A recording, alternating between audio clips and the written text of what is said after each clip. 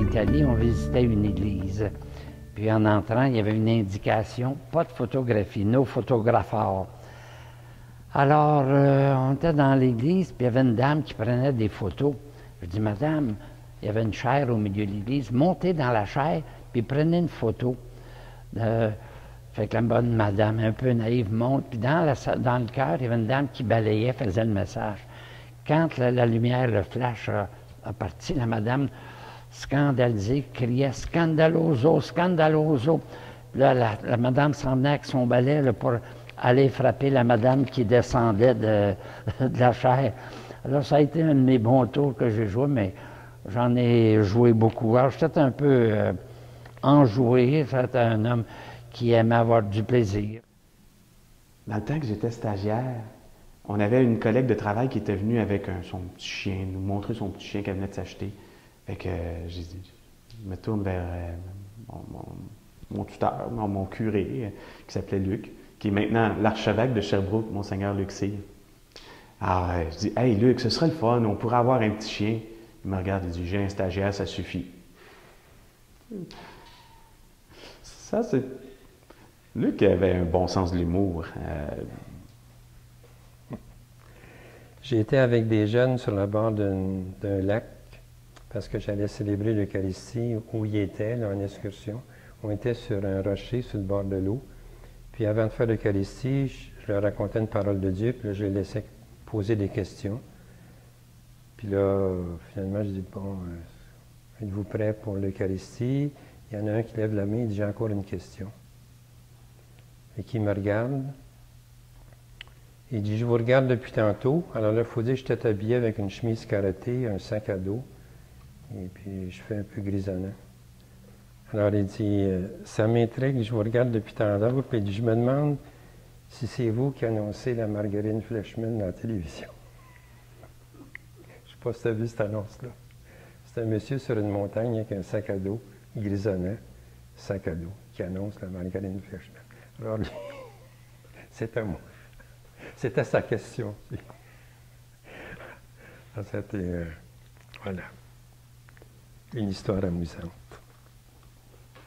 J'étais à Terrebonne et j'allais préparer des enfants pour la première des communions. J'avais apporté mon calice, ma patène, une grande hostie, des petites hosties, pour leur montrer un petit peu. Tu sais, toucher un enfant, il n'a pas de quelque chose, toucher un calice, toucher une patène. Et puis les enfants, il y avait une espèce de team teaching. Le professeur, c'était 2 classes ouvertes, le professeur parlait. Les enfants travaillaient, tu sais, il y avait un petit travail à faire.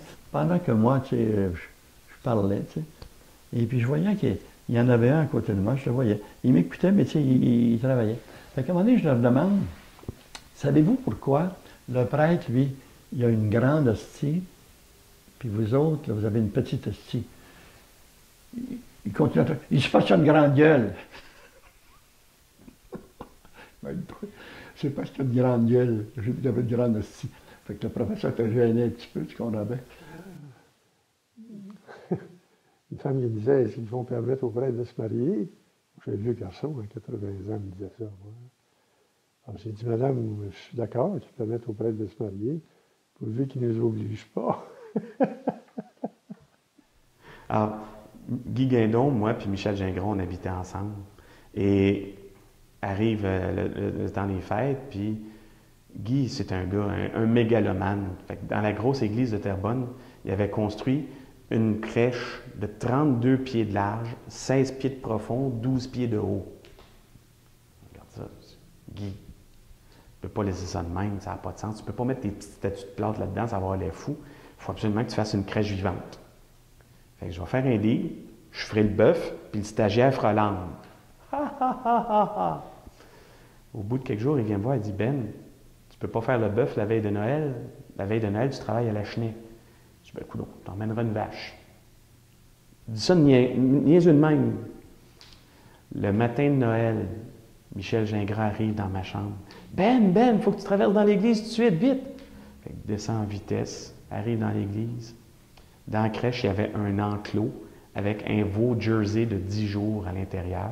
Sur l'enclos, il y avait marqué Ben. Ça m'a pris 10 ans, mais je me suis vengé de très belle façon. J'étais à ce moment-là curé à la Chute et j'avais une cousine qui est à sa retraite comme policière. Ils se sont achetés une ferme, puis ils ont commencé l'élevage de dinde. Alors, la fin de semaine de l'Action de grâce, je fais venir Guy Guindon chez nous pour lui remettre vivante une magnifique dinde de 19 livres qui s'appelait Guy Dindon. Sinon, la dernière qui sera plutôt du type humoristique, tu sais, tu confesses et bon, ils sont derrière le confessionnal. Je me rappellerai toujours une fois, j'étais un jeune confesseur là, et alors il fait sa confession, puis moi je lui fais un petit mot pour l'encourager, etc. Puis je lui dis bon, allez en paix. Puis il bouge pas.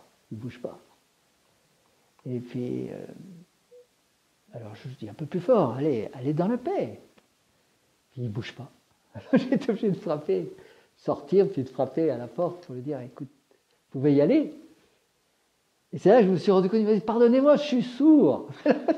Donc tu savais parler à un sourd. Ça arrive quelquefois.